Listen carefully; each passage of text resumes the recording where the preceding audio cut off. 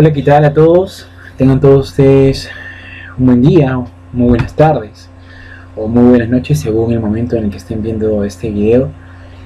Soy Rolando Quiroz Flores, pertenezco al Grupo Atlas hace casi 3 años y venimos enseñando diferentes cursos de ciencias básicas a muchas personas a nivel nacional. Hemos formado muchas grandes amistades a partir de todo este tiempo y pues es un placer tenerlos dentro de la familia nuevamente. Nuevamente para aquellos que han llevado previamente los cursos como es embriología, anatomía, fisiología y el de ahora que es fisiopatología. Toca esta primera semana, hablar sobre la fisiopatología de las enfermedades autoinmunes, entre los cuales vamos a encontrar el lupus, la artritis reumatoidea, que más que fisiopatología tiene etiopatogenia, ¿no?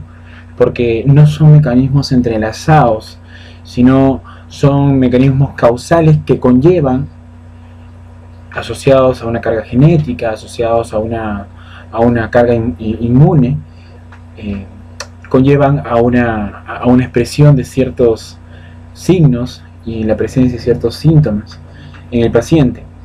De manera que para entender bien estas causas y que se relacionan con estas enfermedades autoinmunes, debemos de tener un concepto básico de lo que es la inmunología.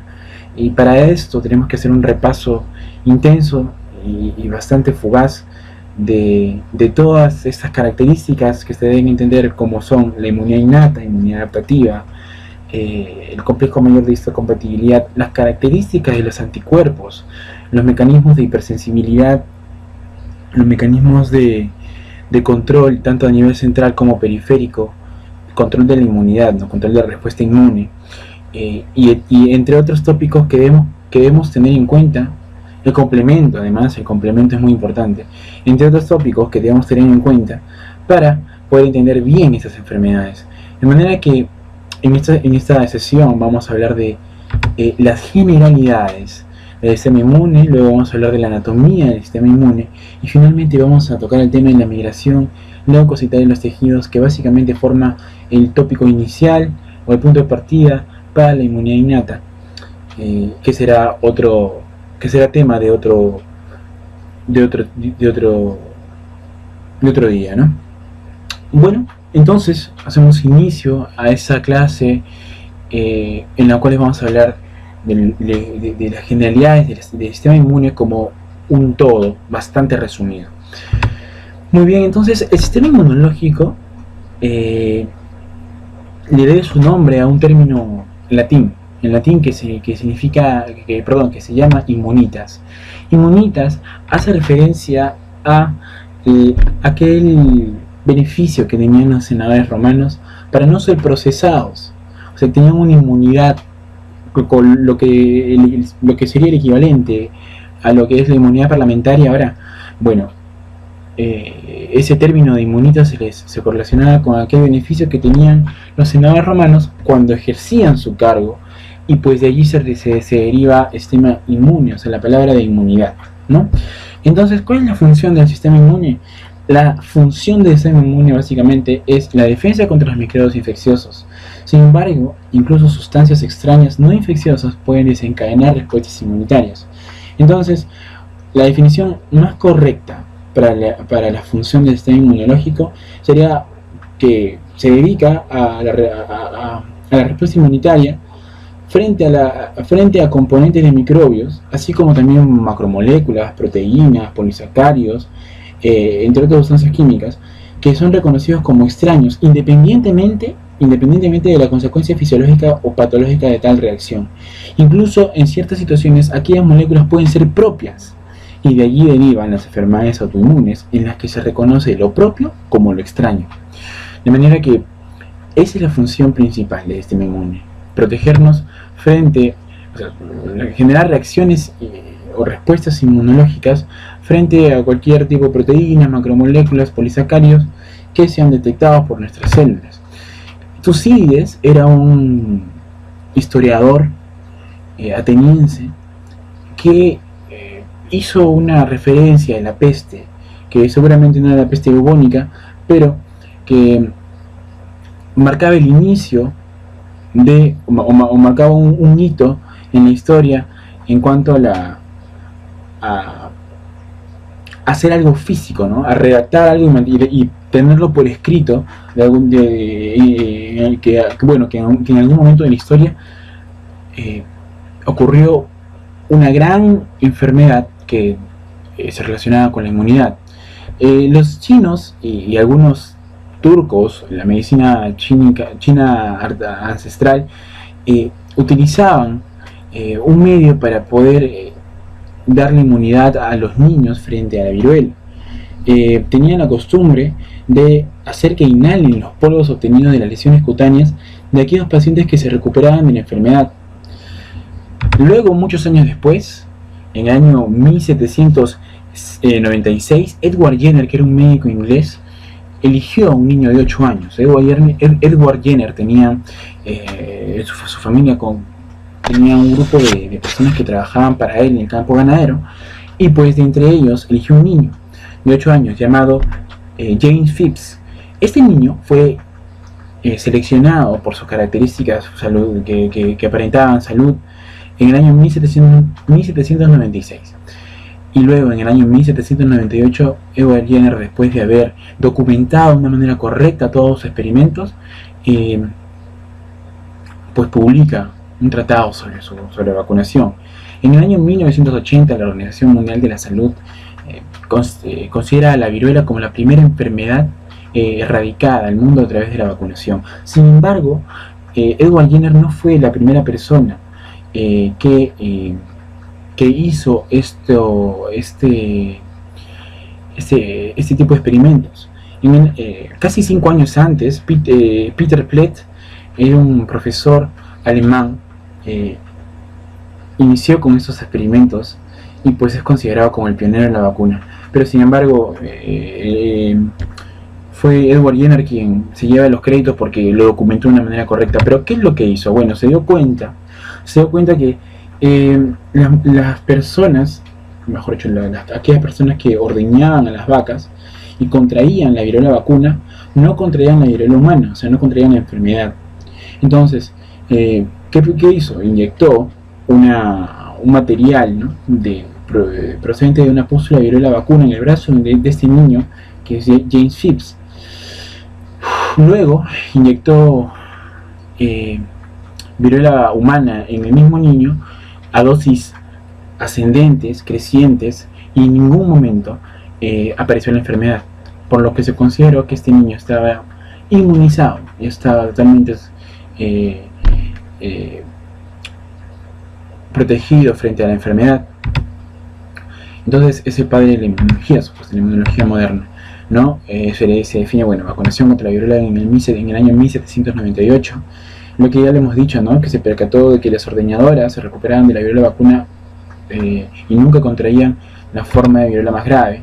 Y bueno, hizo lo que ya le hemos descrito y ya se originó en la primera vacuna, la cual en la actualidad se considera como una respuesta inmune activa. Luego vamos a ver la diferencia entre una respuesta inmune activa y pasiva, que es importante saber diferenciarlo.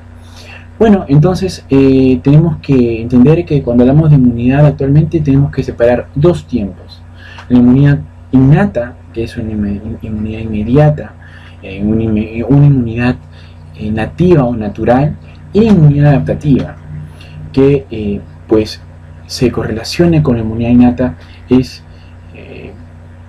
estimulada por la inmunidad innata, pero que tiene respuestas mucho más efectivas. Entonces, la respuesta inmune innata, tiene ciertas características. Las características que tiene la respuesta inmune innata son que, bueno, son mecanismos preexistentes e inducidos. Hay un gran número de patógenos que son reconocidas por estructuras con diversidad limitada. Y generalmente las estructuras que son reconocidas por la respuesta inmune son las mismas, que son los lipopolisacáridos, que están relacionadas con ciertos receptores, que ya vamos a ver en la clase específica de inmunidad innata. Estos receptores, les voy adelantando, son los Toll Line Receptors o receptor tipo Toll. En inglés sería TLR y en español sería RTT, y son 11 receptores, ¿no? De los cuales se describen 9 con bastante precisión, y cada uno tiene una especificidad determinada, y esta especificidad no es tan diversa, o sea, es específico entre comillas, porque es específico para estructuras que son comunes para muchos microbios, y de manera que no se sabe, digamos, si es una bacteria gram positiva o gram negativa, o si es un parásito, etcétera, porque son moléculas que en su membrana celular se comparten entre muchos microorganismos, de manera que tienen una diversidad limitada. La respuesta con frecuencia se activa por la unión de PAMs o los PRR, que son los PAMs, son los patrones asociados a moléculas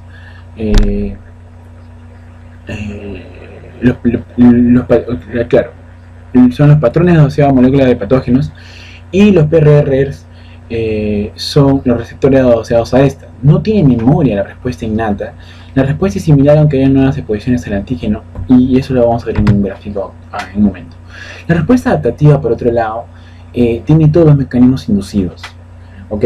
Para producir anticuerpos, para producir la fagocitosis, o para producir eventualmente la apoptosis de las células afectadas. Debemos decir que la respuesta innata tiene mecanismos, es una primera línea de defensa, ¿okay? La respuesta innata va a constar con el complemento, los linfocitos natural killer, y que responden en las 12 primeras horas con una gran intensidad, momento en el cual empieza a actuar la inmunidad adaptativa. Los fagocitos, las barreras epiteliales y las células dendríticas, junto con el complemento del linfocitos NK o el natural killer, representan los componentes de esta inmunidad innata. ¿Y cuáles son? Bueno, inicialmente, número 1, las barreras físicas y químicas que tiene el cuerpo humano. ¿Cuáles son estas barreras? Pues, número 1, estamos la piel y los epitelios, ¿ok? El epitelio respiratorio, el epitelio digestivo es de mucha ayuda, y por ejemplo el epitelio respiratorio tiene cilios que nos protegen frente a la presencia de cualquier agente extraño, y que justamente barren estos cuerpos celulares extraños hacia afuera, ¿no? Y que, asociados al moco, que son una respuesta química, evitan que infecten o nos afecten a nivel celular.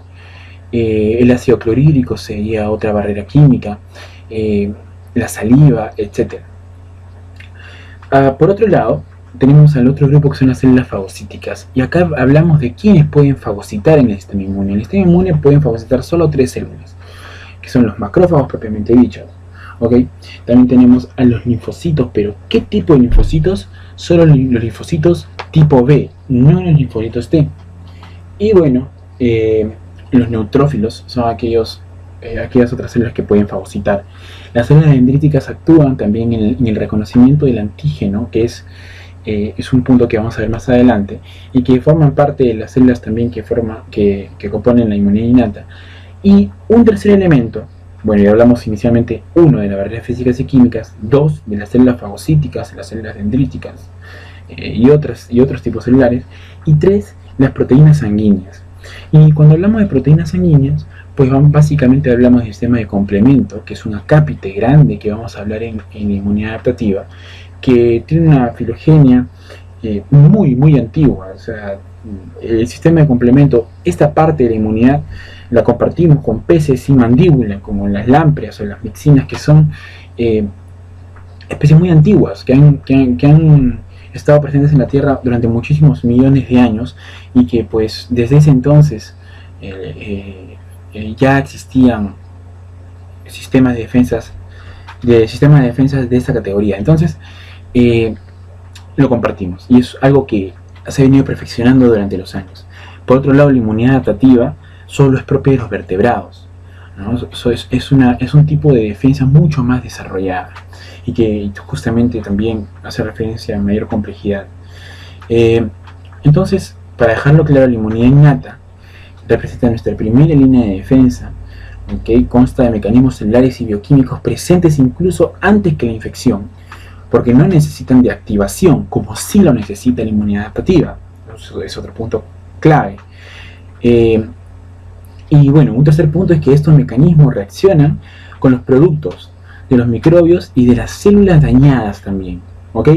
Y responden de una manera prácticamente idéntica a las infecciones repetidas. Entonces, no tienen una respuesta ascendente como sí lo tiene la inmunidad adaptativa, ¿no? La magnitud y la intensidad de las respuestas inmunes de la inmunidad adaptativa son cada vez mayores a medida que se repiten, pero la inmunidad innata, no importa cuántas veces se repita la infección, siempre actúa con la misma intensidad, ¿ok?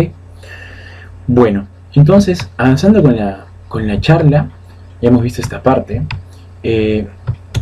Perdón. Las respuestas, acá cuando hablamos de respuesta adaptativa, hablamos de que se activa por la unión de patógenos a los receptores de linfocitos B o fragmentos de los receptores de linfocitos T, ¿ok? Y son estas sus siglas, ¿no? Que son receptores de células B o receptores de células T. Como les comentaba, existe memoria en la respuesta adaptativa y estas características vamos a hablar más adelante. El nivel de respuesta es más vigorosa y con más afinidad cuando hay reexposición del antígeno, y eso se va a ver en un gráfico mucho más adelante. Entonces, hay ciertas características que se comparten en ambos grupos, la innata y la adaptativa. Obviamente que en algunas opciones son contrapuestas, ¿ok? Pero esto puede estar relacionado con la mnemotecnia. Esta mnemotecnia es DIMERRES, ¿ok? Diversidad, especificidad, diversidad, memoria, reactividad y especificidad, ¿vale? La especificidad en la inmunidad innata es relativa, ¿no? Porque si bien es específico a ciertas moléculas que son compartidas por grandes microbios, no son específicas a los microbios. Entonces, lo que no ocurre en la inmunidad adaptativa, que es específica frente a antígenos microbianos y no microbianos. ¿A qué se refiere cuando habla de antígenos no microbianos? A que puede haber un fármaco que actúe como un antígeno. El antígeno es aquella molécula que tiene un receptor. Entonces actúa como un ligando, ¿ok? El antígeno actúa como un ligando, entonces tiene un receptor específico. Pero no significa que todos los antígenos generen respuesta inmunológica. Hay otro concepto que es el de los inmunógenos. El inmunógeno sí puede estimular respuestas inmunitarias, mientras que el antígeno no necesariamente. Un antígeno puede ser un fármaco, pero que está libre y no necesariamente está generando una respuesta inmune, aunque sí está siendo reconocido por un receptor específico. Mientras que un inmunógeno siempre va a generar respuestas inmunitarias porque van a estar relacionadas a células y van a dar coestimulaciones. Eso se va a entender mucho más adelante, pero lo que quiero que se entienda en esta parte es que la especificidad es mucho mayor en la inmunidad adaptativa que la inmunidad innata. ¿Por qué?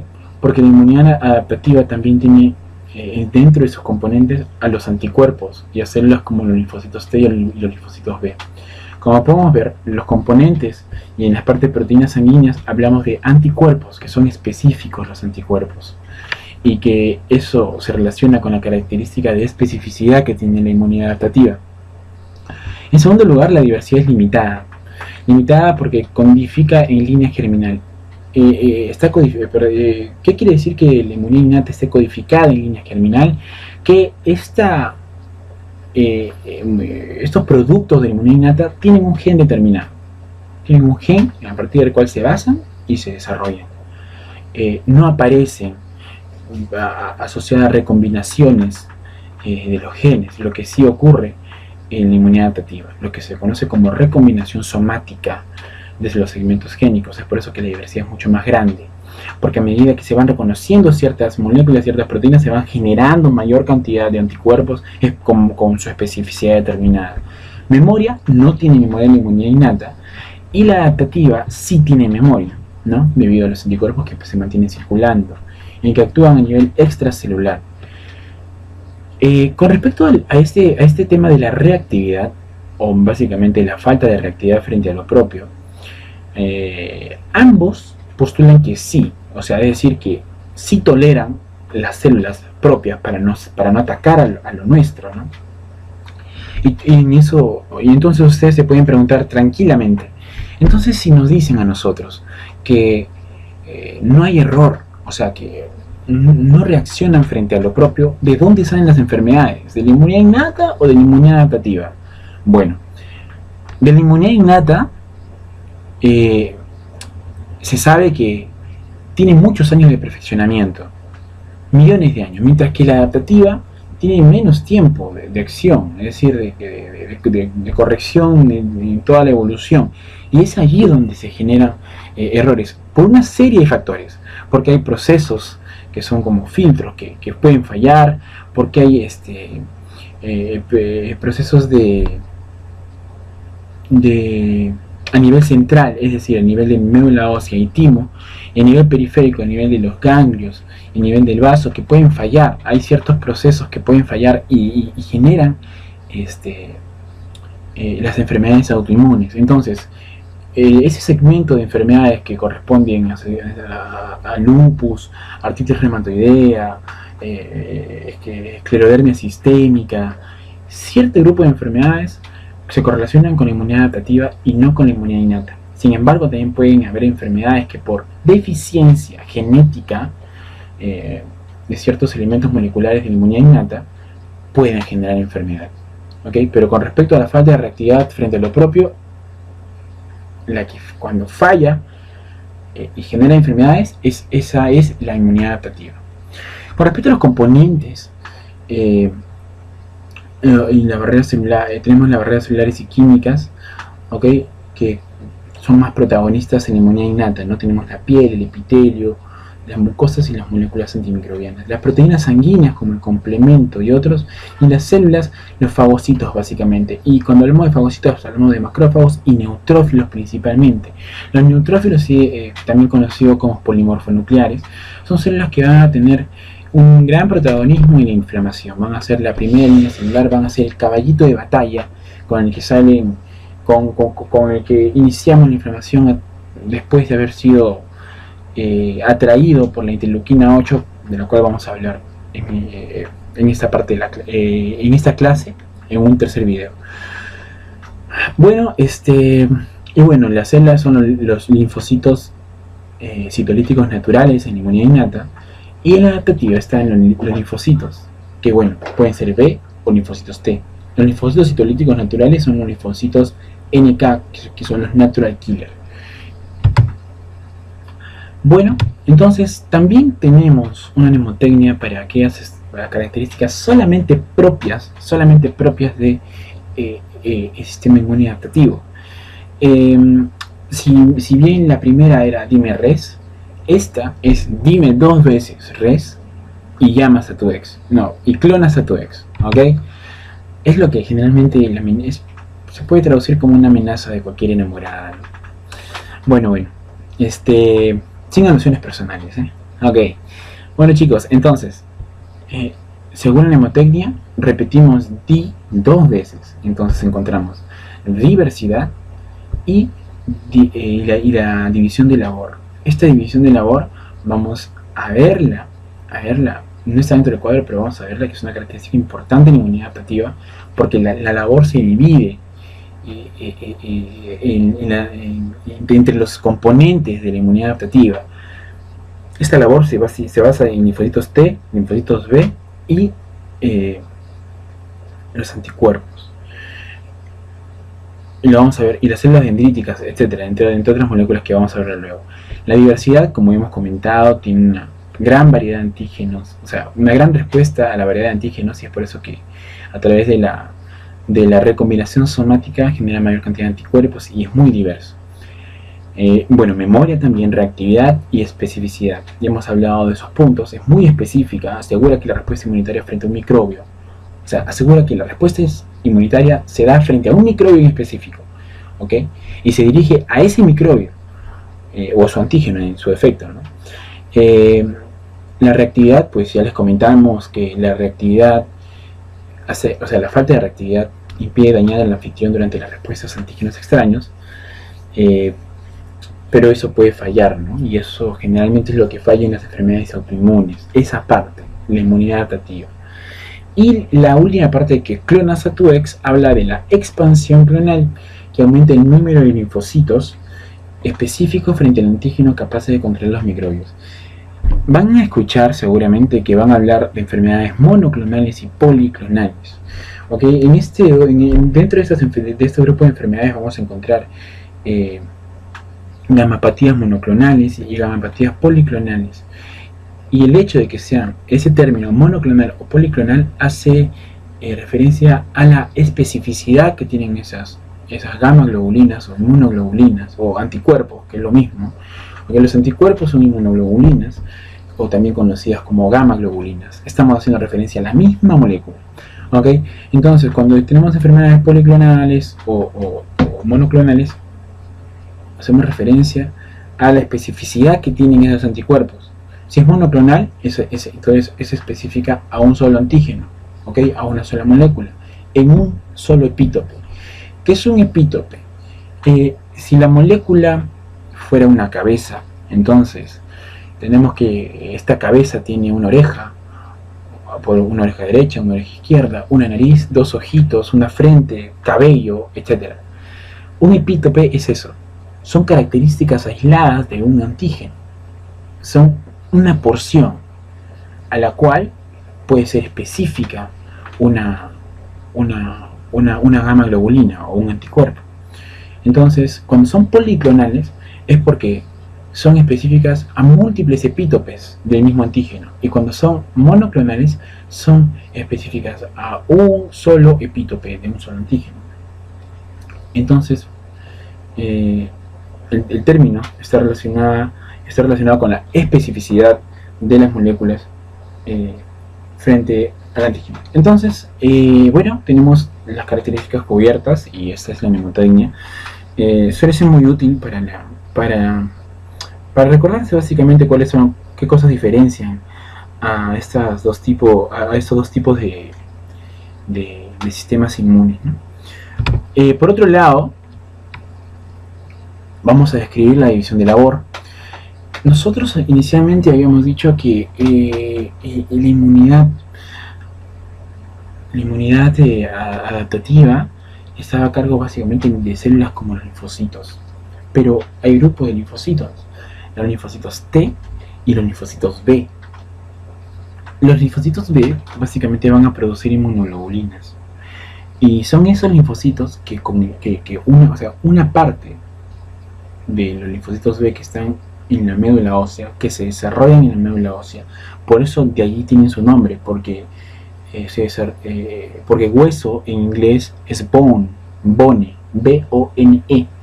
Entonces, de allí se llama el linfocito B, porque se desarrolla dentro de la médula ósea, que está rodeada por hueso. Entonces, en la médula ósea hay líneas o hay grupos de linfocitos B.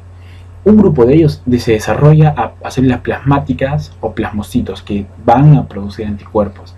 Los linfocitos B también producen anticuerpos, pero con ciertas diferencias con respecto a los plasmocitos. Eso lo veremos en otro capítulo, pero lo importante es que entiendan que las células B se encargan a producir anticuerpos, y a través de los anticuerpos remueven los antígenos que están circulando en nuestra sangre y que suelen ser causantes de enfermedad, y que básicamente eliminan a aquellos antígenos que están a nivel extracelular. Recuerden muy bien esto, porque tienen que relacionar, ¿ok? Linfocitos B y células plasmáticas producen anticuerpos, a través de los cuales barren los antígenos y son una defensa a nivel extracelular. Perfecto. Entonces tenemos por otro lado las células T, que se desarrollan ¿dónde? En el timo. Muy bien. Pero estas células T van a dividirse en dos grupos celulares: células TCD4 y TCD8. Tienen este nombre CD4 y CD8, y van a encontrar que hay moléculas sobre la superficie de membrana que son CD80, CD19, CD, etc. Hay un montón de números. ¿Pero qué significa básicamente?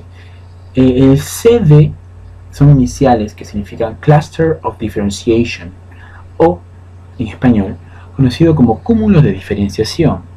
Estos cúmulos de diferenciación son moléculas que son proteínas, ¿no? Son proteínas, proteicarios que están en la membrana celular de estas células y que las van a diferenciar. Y aquellos que sean CD4 van a tener cierta función, y aquellos que sean CD8 van a tener cierta función. Aquellos que tengan CD3 seguramente son inmaduros para ciertas funciones, y aquellos que no tengan CD3 pues van a ser maduros, etcétera. O sea, lo que determina es el tipo celular, el grado de madurez, nos facilita la clasificación de las células, ¿no? La agrupación de las células según sus funciones, sus características, a partir del cúmulo de diferenciación que esté en su membrana celular. De allí proviene el término CD4 o CD8. Bueno, regresando al tema, estamos con las células T, que son CD4 y que se van a dividir o sea, son células T cooperadoras. ¿Por qué son cooperadoras? Porque cooperan con el linfocito B, y de allí sale su nombre. Cooperan con el linfocito B para que este linfocito B reciba los antígenos respectivos, o que sean detectados en el cuerpo, y a partir de ese reconocimiento o de esa cooperación con linfocitos T, pues pueda producir anticuerpos. Y es por eso que se llaman células T cooperadoras, y son CD4, ¿ok? Y bueno, detectan un antígeno y trabajan con un complejo mayor de histocompatibilidad tipo 2. Después vamos a hablar de los tipos que existen, pero vayan adelantándose que son tipo 2 y que actúan a nivel de patógenos intracelulares. Acá hay un leve error. El CD8 es el que debería estar arriba, ¿ok? Las células T cooperadoras CD8 son que actúan con los péptidos antigénicos, y en el caso del CD8 actúan con un complejo mayor de histocompatibilidad tipo 1, que actúan con patógenos intracelulares y promueven la lisis de células infectadas. Generalmente las células T citolíticas, ¿ok? Son citolíticas porque destruyen las células, ¿ok? Tienen una carga en su membrana de CD8 y que actúan generalmente para infecciones virales, ¿ok? Virales, porque el virus se detecta dentro de la célula y para evitar su expansión y su proliferación de antígenos se destruye. Por otro lado, y como estábamos hablando, los CD4 actúan con un péptido antigénico más un complejo mayor de histocompatibilidad, y en este caso el tipo 2, y actúa para patógenos intra y extracelulares y promueve la secreción de citoquinas, que son moléculas que promueven la activación y el desarrollo de los linfocitos T. La secreta para justamente activar a los linfocitos B y a los linfocitos T, y para estimular a los macrófagos. Hay una cantidad ingente, enorme de citoquinas que corresponderá a hablar en otro capítulo, pero que tienen diversas funciones. Hay algunas que son importantes y que las vamos a nombrar cuando hablemos del concepto de citoquinas.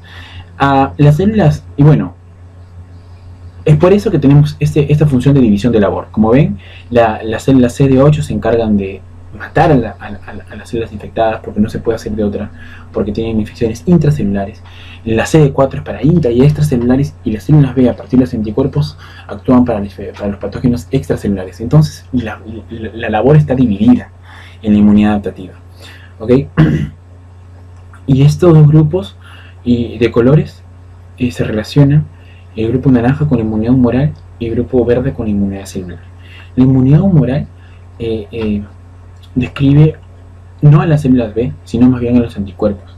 ¿Por qué humoral? Porque se dice que nuestros humores estaban en el suero, y el suero contiene los anticuerpos, y pues esto es el origen del nombre. El verde corresponde a la inmunidad celular, y cuando hablamos de inmunidad celular hablamos de las células T y las células B. Y bueno, la inmunidad celular generalmente tiene actividad intracelular, y la inmunidad humoral actividad extracelular, porque estamos hablando básicamente de anticuerpos. Muy bien, como estábamos comentándoles, la inmunidad humoral habla que frente a la existencia de microbios extracelulares tenemos linfocitos B reactivos que secretan anticuerpos específicos para el antígeno. Ven el antígeno que está a nivel de la membrana de la molécula que hemos detectado. Entonces, ¿por qué está transferido este anticuerpo? Por el suero, en el cual antiguamente se consideraba que estaban nuestros humores. De allí que la inmunidad se llama inmunidad humoral. Y pues hace que se eliminen y se bloqueen las infecciones extracelulares. Con respecto a la inmunidad celular, tenemos que los microbios fagocitados en el macrófago o los microbios intracelulares como los virus pasan a activar a los linfocitos, que pueden ser el linfocito T cooperador, que es el CD4, y el linfocito T citotóxico, que es el CD8. Y bueno, consecuentemente, o bien se eliminan en el caso de linfocitos T CD8, o bien se activan los macrófagos para que maten a los microbios fagocitados, pero se activan los macrófagos, se coopera con los macrófagos para que se activen de esa manera y se eliminen los microbios que se tienen dentro de la célula. Y es así que se divide la inmunidad adaptativa. Entonces, hasta este momento hemos desarrollado todo lo que tiene que ver con las características de la inmunidad innata, por un lado, y de la inmunidad adaptativa. Además que hemos hablado de un poco de historia, y pues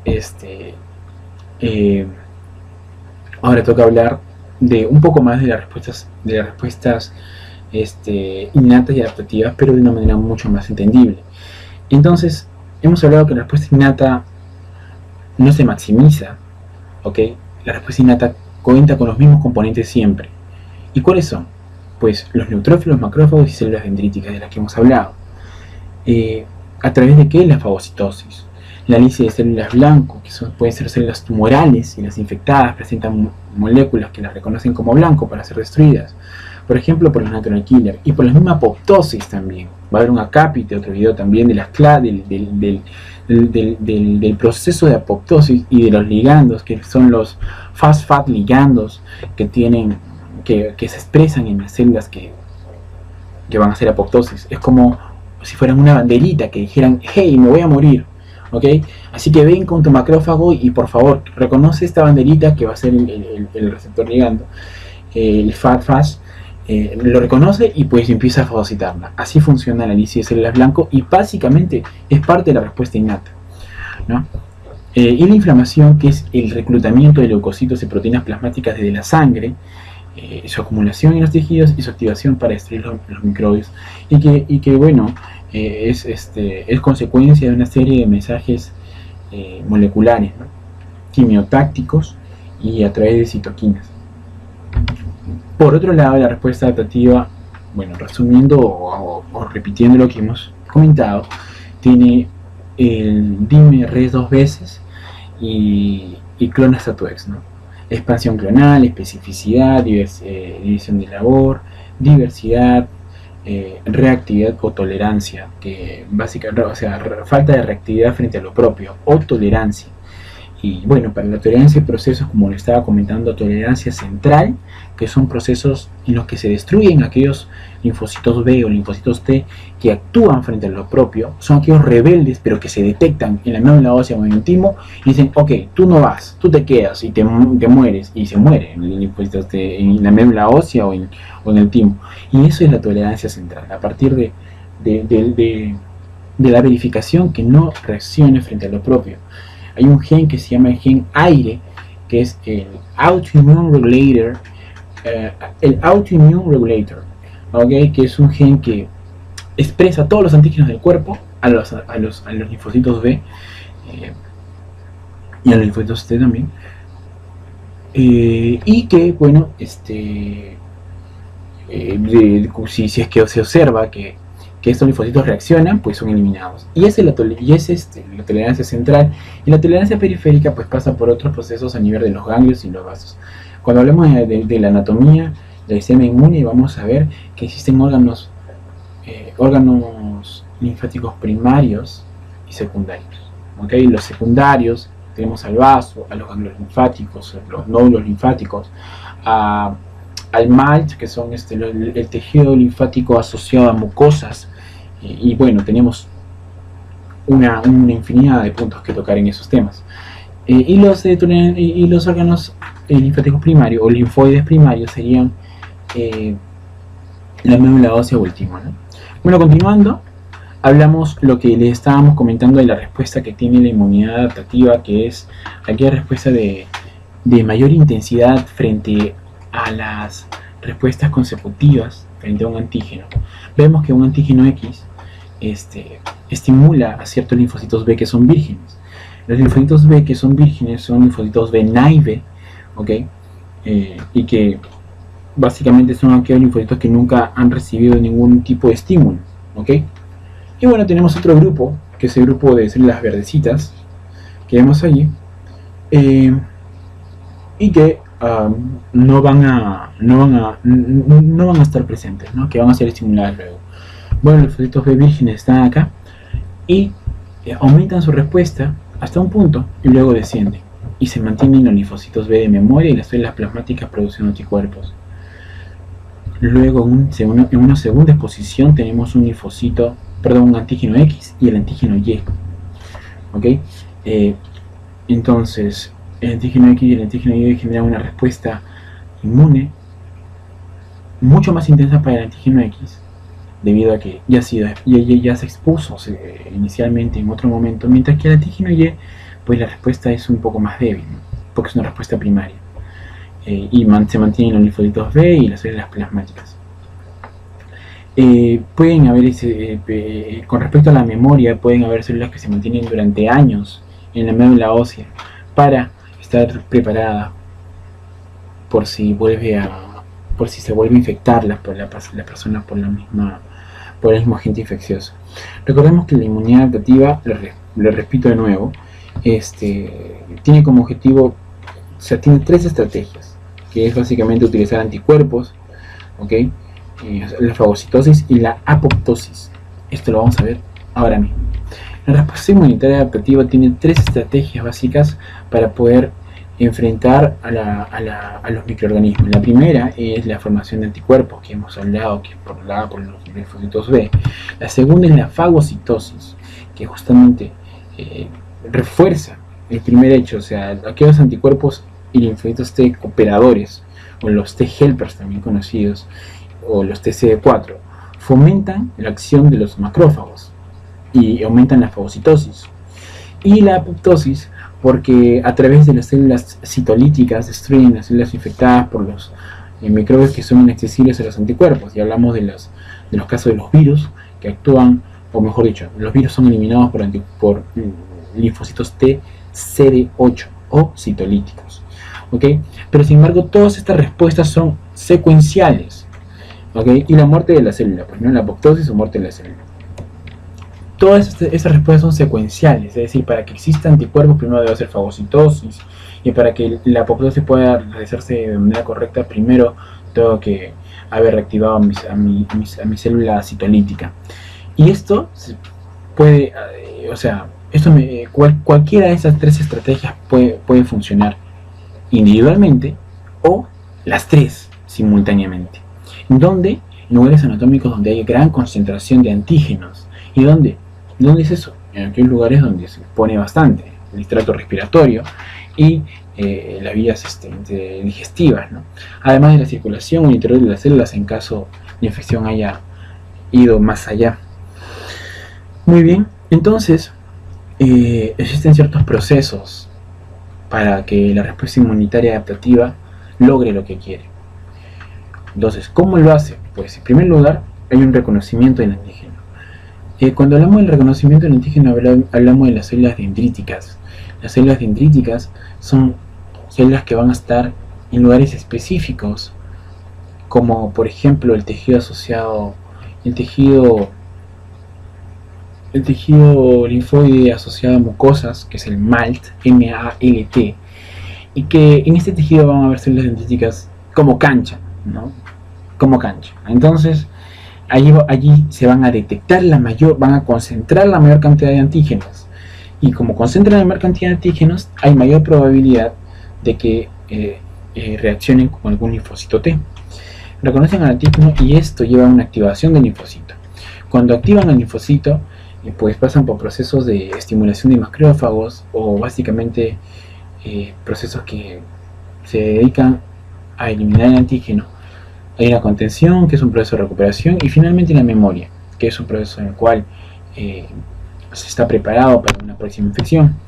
Como les estaba comentando, las células dendríticas y los tejidos se agrupan en ciertos lugares para que puedan atrapar a los microorganismos.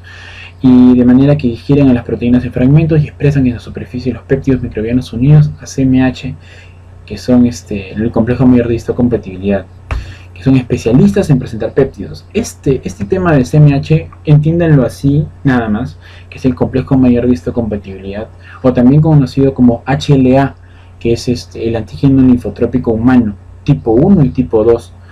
Este antígeno linfotrópico humano es considerado en la ciencia de los tumores y los trasplantes, y bueno, eso lo vamos a ver luego. Y bueno, estas células dendríticas, al digerir estas proteínas y fragmentos, se dirigen a los ganglios linfáticos y a los vasos donde hay una gran concentración de linfocitos T para poder activarlos, ¿no? La célula dendrítica tiene un coestimulador, que es el B7. En ciertos casos existe un coestimulador, que es el CTLA4, que en lugar de activar al linfocito T, lo inhibe. Y son procesos que cuentan algunas bacterias. Algunas bacterias cuentan con el antígeno, que ven acá, digamos que en lugar de célula dendrítica diga bacteria. ¿Okay? Es una bacteria esto, y tienen el antígeno y además tienen el coestimulador, pero en lugar del B7 tienen el CTLA4 que inhibe la respuesta del linfocito, y esta bacteria sigue proliferándose sin generar respuesta inmune porque tienen procesos de bypasseo, bypassean a la respuesta inmune. Y bueno, de eso se va a hablar próximamente, pero la idea es que se entienda que la célula dendrítica, para poder ser cooperadora, para que pueda activar el linfocito T virgen, necesita un coestimulador. Eso es muy importante. Y básicamente los encuentran en los ganglios linfáticos, porque allí aumentan las posibilidades de que se encuentre con un linfocito T que sea específico para el antígeno que ya ha detectado. Que la CPA, la célula presentadora de antígeno, o la célula dendrítica, que es lo mismo, que ha detectado esa célula, pues es más probable que en el ganglio encuentre al linfocito T específico para el antígeno que ella ha detectado. Muy bien, las células dendríticas también actúan con el linfocito B en ciertas situaciones, ¿okay? Pero generalmente el linfocito B tiene la capacidad de fagocitar, como vemos acá, ¿no? Fagocitan a la estructura y forman anticuerpos. Bueno, en este cuadro también se grafica también la función del macrófago, que ejerce una actividad celular. Muy bien. Lo que les estaba comentando, el CTLA4 suele ser un inhibidor y evita que las células T sean estimuladas. Y hay un fármaco para eso, que es el ipilimumab. Hay una serie de fármacos en realidad que se dedican al bloqueo de estructuras inmunológicas. Entre ellos tenemos el rituximab, el infliximab, el tocilizumab, el ipilimumab, etcétera, etcétera, etcétera, y que ya veremos la especificidad que tiene cada uno. Bueno, esto ya lo hemos comentado previamente. Y bueno, eso es el gráfico que define lo que hemos comentado. La activación por la presentación de un antígeno en la linfocito T virgen o el linfocito B virgen, a partir del reconocimiento del antígeno, la activación del linfocito, en el cual va a haber una expansión clonal y una diferenciación, la eliminación del antígeno a través de la inmunidad humoral o celular, la contención para el proceso de apoptosis, y la memoria, que son las células de memoria sobrevivientes que van a estar preparadas para la próxima infección. Bueno, entonces hasta el momento hemos podido determinar cuáles son las características de una inmunidad innata y inmunidad adaptativa. Cada una de estas características deben quedar bien fijas, porque vamos a dedicarnos, cuando hablemos de inmunidad innata solamente, vamos a dedicarnos a hablar de otras cosas y no de sus características, que ya deben de estar sobreentendidas. Y lo mismo pensar con la inmunidad adaptativa. Muy bien. Esta parte de la inmunidad activa o la inmunidad pasiva debe entenderse bien, porque tiene práctica clínica. La inmunidad adaptativa tiene dos formas, una activa y una pasiva. Entonces, cuando hablamos de inmunidad activa, es aquella inmunidad en la que el paciente toma un papel protagonista en la formación de anticuerpos. Se le inocula una bacteria atenuada o un microorganismo atenuado. Es decir, cuando se habla de un microorganismo atenuado, se habla de un microorganismo que ha perdido su capacidad de generar enfermedad, ¿no? Entonces, cuando tenemos estos microorganismos, pues tenemos sus características extracelulares, es decir, tenemos sus proteínas de membrana, sus moléculas de membrana, que a partir de ellas vamos a poder generar una respuesta inmune, pero sin embargo el interior de ese microorganismo no genera enfermedad. El reconocerlo no va a generar patogenia porque está atenuado, entonces pierde su patogenicidad y su virulencia. Entonces pasan días o semanas, o a lo mejor puede ser una infección, no necesariamente una vacuna. Entonces esta infección genera actividad en los linfocitos T y los linfocitos B, y después de la recuperación genera una especificidad y la memoria. ¿Por qué? Porque tú mismo has sido el protagonista de la producción de anticuerpos específicos para poder combatir la enfermedad. Por otro lado, la inmunidad pasiva contiene suero y anticuerpos procedentes de sujetos inmunes.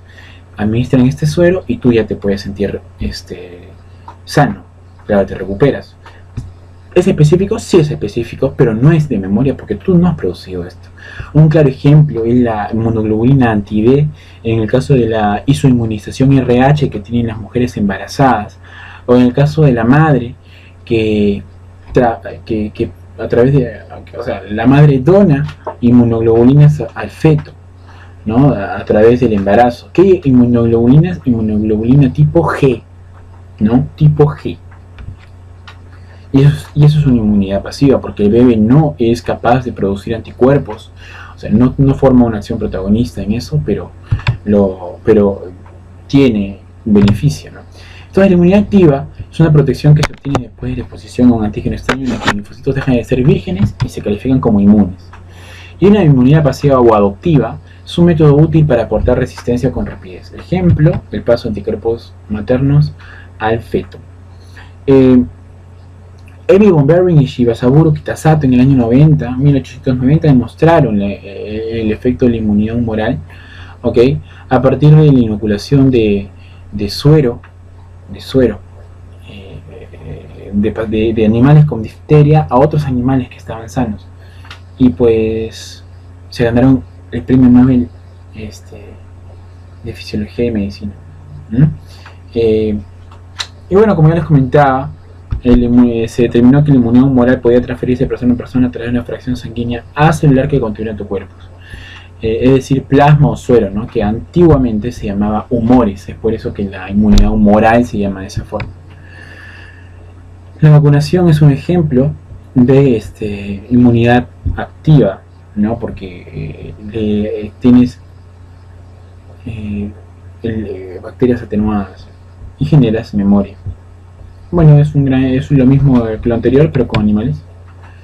Y finalmente, para terminar este bloque de la clase global que tenemos que cumplir, vamos a hablar de las citoquinas y ciertos conceptos importantes. Miren, las citoquinas son una serie de proteínas secretadas con estructuras y funciones diversas que regulan actividades de las células de la inmunidad inativa, de las células de la inmunidad tanto innata como adaptativa. Tienen ciertas funciones: crecimiento y diferenciación de todas las células inmunitarias, como la interleuquina 2, por ejemplo, la interleuquina 2, que tiene la función de expansión clonal. Hay ciertas citoquinas que tienen activación de funciones efectoras de los linfocitos y los fagocitos. Por ejemplo, el factor de necrosis tumoral, la interleuquina 1 y la interleuquina 6 son proinflamatorias. Aparecen y generan inflamación. La interleuquina 4, interleuquina 5, interleuquina 13 son citoquinas, proteínas que están relacionadas con la producción de inmunoglobulina G, inmunoglobulina E, es decir, están relacionadas con las alergias. Incluso la interleuquina 13 está relacionada con la producción de moco a nivel de las vías respiratorias, a nivel de los ciclos respiratorios, y eso es parte de la clínica de la alergia, de la anafilaxia. Y activación del movimiento dirigido de las células inmunitarias de la sangre a los tejidos y dentro de estos, y este grupo básicamente se llama quimioquinas. Un claro ejemplo es la interleuquina 8 que vamos a ver cuando hablemos de de la migración leucocitaria. La interleuquina 8 es la chica sexy que atrae a los neutrófilos, ¿ok? Entonces, es una quimioquina, porque es quimioatrayente, ¿ok? Entonces espero que quede claro ese punto, porque es muy importante. Como les estaba comentando, algunos fármacos para tratar enfermedades inmunitarias se dirigen contra las citoquinas, lo que refleja una importancia de estas proteínas en las respuestas inmunitarias. El infliximab, rituximab, el tocilizumab son fármacos que son bastante conocidos. Por ejemplo, el tocilizumab va en contra de la interleuquina 6, ¿no? El infliximab va en contra, es un anti-interleuquina, es un anti-TNF, ¿ok? Que es parte de la inflamación. El factor de necrosis tumoral también tiene una de sus funciones, es contraer el epitelio. Como contrae el epitelio, deja espacios vacíos entre ellos y promueve la extravasación de los líquidos y generar edema, que es una de las características de la inflamación, ¿no? El edema. En fin, eso lo veremos próximamente también. Con respecto a la nomenclatura, es inconstante. Como se habrán dado cuenta, algunas citoquinas son llamadas interleuquinas y otras citoquinas son llamadas, por ejemplo, factor de necrosis tumoral o interferón. ¿Por qué? Porque inicialmente se pensaba que las interleuquinas, tanto interleuquina 1, 2, 3, 4, 5, 6, 7, 8, etc., estaban relacionadas con la relación entre leucocitos. Es por eso que eran interleuquinas, interleucocitos. Luego se comprobó que no, pero el nombre ya había quedado puesto. Y otras citoquinas, como el factor de necrosis tumoral o los interferones, estaban relacionados a la función biológica con la que se le descubrieron. Al final, la nomenclatura sigue siendo inconstante. Es por eso que no se guarda una semejanza o no hay un consenso para llamar a todas las moléculas con un solo nombre, con un solo orden. Todas las células del sistema inmune secretan al menos algunas citoquinas y expresan receptores específicos generadores de señales para varias citoquinas. Por ejemplo, si yo promuevo interleuquina 1, produzco interleuquina 1, mi célula objetivo va a tener interleuquina 1R, es decir, IL-1R, que significa interleuquina, receptor de la interleuquina 1, ¿no? Y eso también se van a dar cuenta a medida que avancemos con las clases. Otros conceptos que deben quedar fijos es el concepto de antígeno, que ya les comenté, es todo aquello que tiene un receptor específico que actúa como un ligando. El inmunógeno estimula una respuesta inmunitaria, de tal manera que no todo antígeno es inmunógeno, pero sí toda molécula inmunogénica debe ser un antígeno. La ozonización es un marcaje, eso es de los anticuerpos. Los anticuerpos ven los microbios y se anclan a ellos y los ozonizan. ¿Qué dice? Que los pintan de rojo, de blanco, de negro, como sea, como sea que se imaginen un color de emergencia en nuestro cuerpo. Entonces las células de defensa observan ese color, observan ese anticuerpo que ozoniza la molécula y ¡pah!, lo atacan, ¿no? O si no, ¿a través de quiénes? A través del sistema de complemento, ¿no? Y bueno, el sistema de complemento es parte de la inmunidad innata, pero que se entrelaza con la inmunidad adaptativa a partir de sus vías, que pueden ser la vía clásica, la vía alterna o la vía de las lectinas, que vamos a hablarlo consecuentemente. El sistema de complemento y los anticuerpos ozonizan a los microbios a través de la detección de sus estructuras para facilitar su eliminación por fagocitosis o en su defecto por el complejo de ataque de membrana que es el complejo de ataque de membrana que tiene el complemento, es decir, una porina que termina quitando todo el líquido de la célula y que termina crenándola, ¿no? Haciendo como una pasa y muere. Entonces, esto ha sido, muchachos, hasta el momento la primera parte de la clase. Vamos a seguir con la anatomía y la célula del sistema inmune en el próximo video.